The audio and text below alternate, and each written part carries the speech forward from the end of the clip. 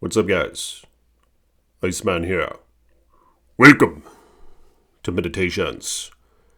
Appreciate you all for coming by. Like this video if you will, subscribe to the page, and hit the bell so you're notified next time I post a video. And blessings to my patrons. May your contributions be brought back to you sevenfold. So isn't it a little sus? The fact that seemingly we all die. The reality that is the reality. I remember back when I was a little duck-billed platypus, I looked around. I started putting things together, and I was like, really? Everything dies? And my mom and dad were like, yeah, but that's a long time later. You don't got to worry about that. I was like, everything dies. Little bugs, your family members, everything that you loved. I was like, But what's interesting is, what if we were meant to live forever? You guys ever, achieve something you're looking to achieve, Like get that thing you wanted, just as you envisioned it, and you reach that state, and it's like, is that it? It's like you get bored, and it's like you start to just want more. It's like we were made for that. The need and demand to just constantly be filled, you know what I mean? But we just can't be filled. It's like it's coming right back out. Like you're like, oh yeah, if only I could get that house. If only I could not have a job. If only I could have this and that and a family and this and that and the third. Or get that new car, I guess is how some folks think. I don't do the car thing. If you guys watch my videos, I have a 2005 Toyota SUV V8 Sequoia. Very nice and cheap, just how I like it. $5,500 cash. But you see where I'm going with this? How the concept of the reality, that the way we perceive it right now in this current iteration of things is that, oh yeah, I will die. And it's like, oh yeah, I'm getting older. And decay and sickness and injury and all those things we are constantly vulnerable to. And just how that sinking in is a continual thing from the day of birth. Like I said, when I was a little duck-billed platypus, I was perceiving these things. I was like, that's a bit sus. Isn't it? A bit sus? Have you guys ever seen the movie Beauty and the Beast? Where the Beast at the beginning, he had everything. He was some handsome prince, remember? He was like in a castle, had servants, probably could have gotten anything he wanted. But it wasn't enough. He was like made in that iteration where he was at peak level. He was there. He arrived. You see what I'm saying? And he didn't really even know where to put that because there was nothing to compare it to.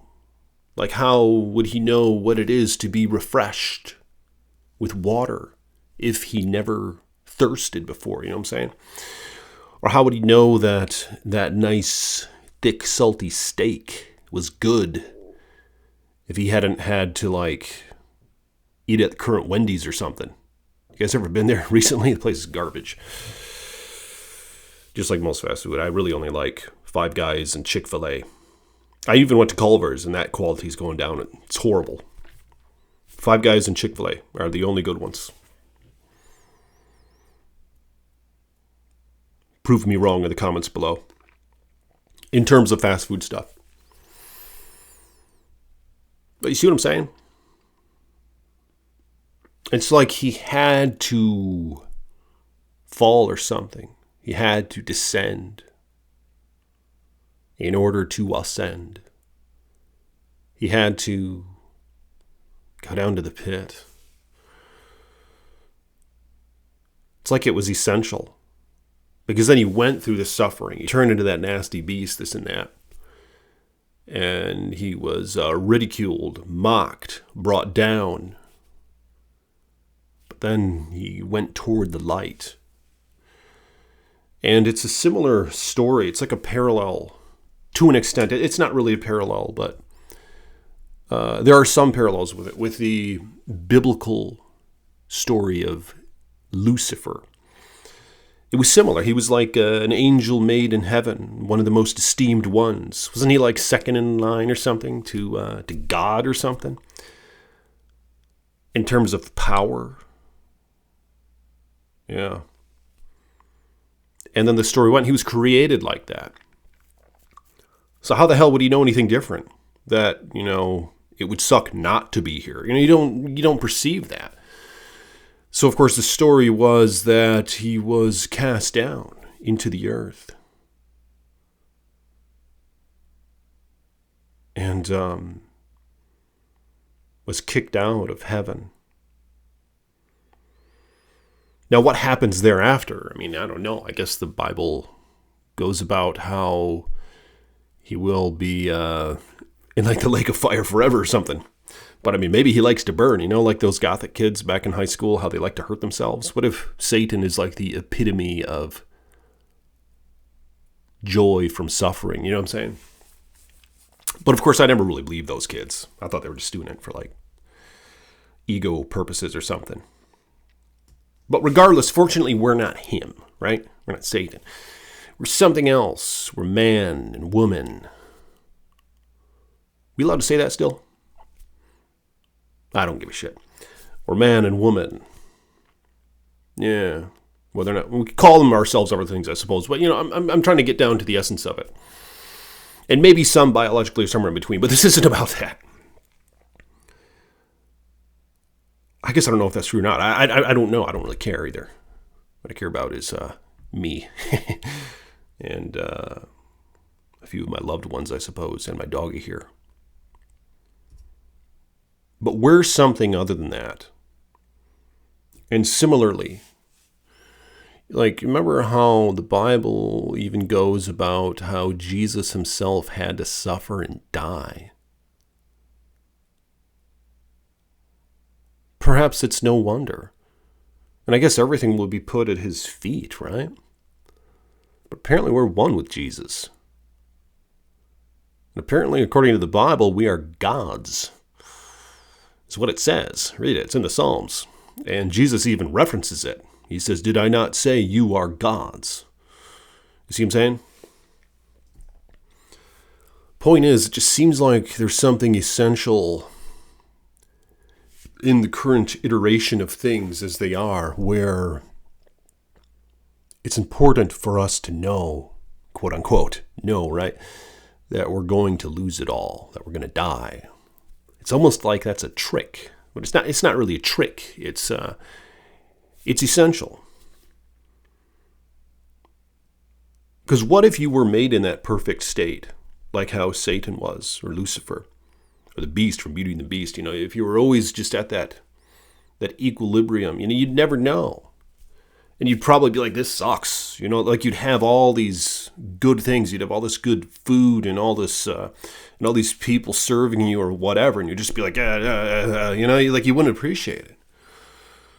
Haven't we observed that to a minor extent? Like it could always get worse, right? Like even if you're in a really bad situation or bad place, it could always get worse. There's always things, I guess, that you could appreciate if you have to be alive today, I think. I guess I have it pretty good. I've had a few injuries, and I'm still suffering from them. Weight lifting injuries. I was benching 365 pounds. I'm 6'4". I was doing that for 15 years and got a really bad boo-boo from that, which led to one surgery, to another surgery, to another surgery, which ironically was due to pride as to why I did that. Wanted to be a tough guy. Wanted to press heavy weight in the gym. Wanted everybody to know I was a tough guy. Something to do with pride and fear. Which is kind of what this is about. I wonder if that's the whole dissolving of that, of the ego, of pride. And this is a major partaker in us getting there in our refinement, is the reality that we're going to die. You know what I mean? Like we ask for God. Where are you, God? Why don't I hear you? Why don't I see you? Why don't I feel you? It's like it's essential for it to be this way. Because if he was right there, right now, we'd be like, aha! But perhaps we're not quite ready. It's just, the lack of appreciation of things. And this is maybe a means of getting us there. Is this whole concept that, yes, from the day I was born, I'm getting weaker and, you know what I mean? Decaying, rotting, losing, or suffering and death. Yeah, I don't know. It's like I said, Jesus apparently had to do that. And everything's going to be like at his feet. He's going to be like but I don't know. What does all this mean? Like it says that Jesus is in all and through all things. I mean, is he really going to be like there? Or is he just everywhere? You know what I'm saying? I mean, the Bible does say that Jesus Christ is in all and through all things. All right. And then we're one with him. Something to do with like a body, right? Like we're like the body. And people act like they have it all figured out. Oh, yeah, he's going to be this dude sitting there in a chair and glistening. I mean, maybe that's the truth. I don't know. Then there's God and Jesus and Holy Spirit and the whole other different persons, but one entity. But you see what I'm saying? If you sit back and you think about it for a moment, it just seems a bit sus. This current iteration that we find ourselves in. And of course, it can easily be explained. Well, Iceman, this is just physicality, and there's nothing beyond that. There's rain hitting a rock about 4.5 billion years ago. They kind of like spawned. It just, the nothing, something from nothing happened, it was just always there. And rain was hitting a rock, and the bacteria spawned, and we all derive from that, which is essential to have those alternate theories. Assuming that is an alternate theory, it's essential. If there wasn't that you could point to, then you'd be like, aha, there must be God. There must be more. It's essential to have the alternate pathways of explanation as to what the hell are we doing here right now.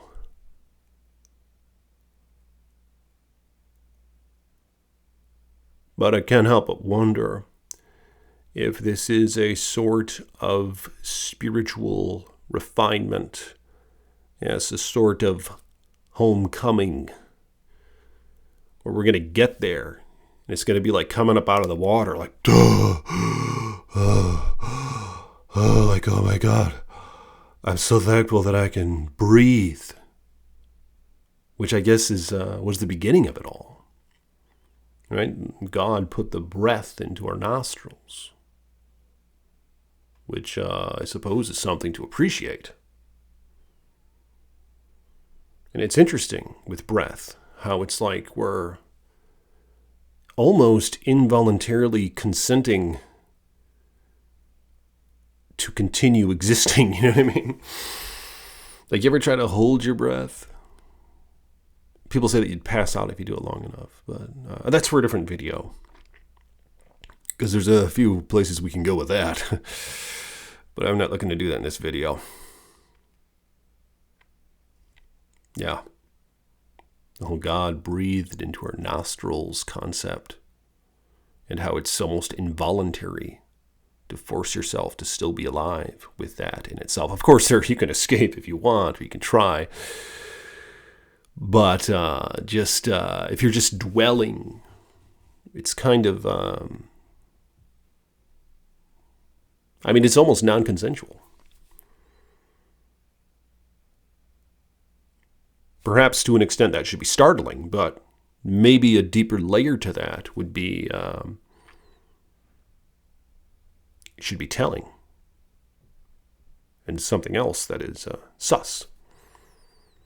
It's not that hard to do, I guess. We're free to, right? We're free to maneuver and move. We're not like stuck in like the numbers or something, right? We're free to move. But yeah, what do you guys think about that? Let me know in the comments below. What was this video about again? Yeah, just the whole death thing and how... I wonder if that's essential for our refinement, because we were perhaps made to live forever. And we're not ready at the start. That's what Satan is. Satan was at the start. You know what I mean? That's how the beast was, Beauty and the Beast. But fortunately, he was redeemed through that. It was the redemption. And the Bible even goes about how we are mere beasts of the field, man. That's what it says in Ecclesiastes. Almost something like that's our lot in life, is so that we can see that we are but beasts of the field, or like them. Yeah, it might be something to do with our pursuit of self-righteousness, and how ultimately this thing is boiling down to like, yes, okay, fine. I'm selfish, and that's just how it is. Fine. I consume, like we're just selfish beings no matter which way we want to spin it. And maybe this is an awakening to that. The desire for heaven and salvation in itself is a selfish thing. But I guess that's fine. It seems like, isn't God the only righteousness? Everything else is filthy rags, the righteousness of man. How God looks down and sees not one good man. No, not one. Stuff that's in the Bible, right? See what I'm saying? It's like this is like a refinement, an awakening, and a realization and an embracing of what we are, which is perhaps the beasts of the field. I don't know, but anyway, more videos to come. If you guys would like this video, subscribe to the page. Become a patron if you want to support the meditations, and blessings to my patrons. Thank you to you. Links in the description below, and I will see you all tomorrow. Peace be with you.